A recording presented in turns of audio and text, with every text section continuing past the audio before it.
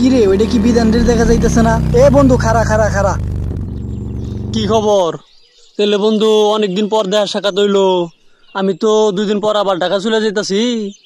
তাহলে চল ছবি টবি তুলে রাখি, একটা স্মৃতি হিসেবে থেকে যাবনি। হ বন্ধু, তুই তো ঠিকই কইছস, তোর লাগে তো আমার একটা ছবিও নাই কে।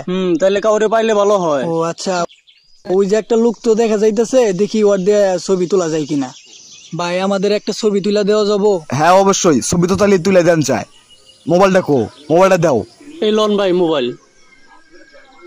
তাহলে ওই যে ওদিকে যাই, এবার করে সোজা হয়ে দাঁড়াও।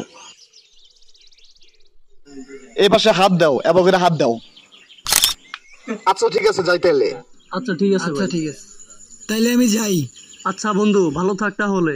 কালকে বিকালে রফিকের দোকানের সামনে দেখা হবে।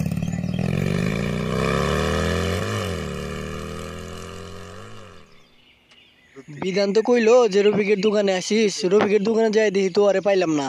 দি কাকারে জিগাই দিহি, কাকা বিধান রে দেখছুন? বিধান তো একটু আগেই লিভার দিয়ে গেল, এই সামনে এই রাস্তা দিয়ে এদিকে গেল, সামনে গেলি পাবেন।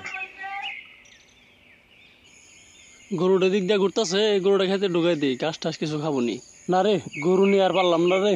মনে লয় ছাড়িয়া যাইতাম থইয়া বাড়ি ঘর। কিরে, এটা হাসান না? কি অবস্থা? সেদিন যে ছবি তুললাম, ছবিগুলা তো আর আমারে দিলি না। ছবি নিবি? ছবিগুলো আগে দেখালো কেমন হয়েছে। ছবিগুলা তাহলে দেখি, দেখি ছবি কেমন হয়েছে। তাহলে দেখ, তুই মন খুলে দেখ আগে। ছবি কিন্তু আমি এডিট করে দিতে পারবো না, ছবিগুলো তুই এডিট করে নিস। ছবির ভিতরে আমি কু? তুই যে কালার কালা, তোর তো দেখাই যায়।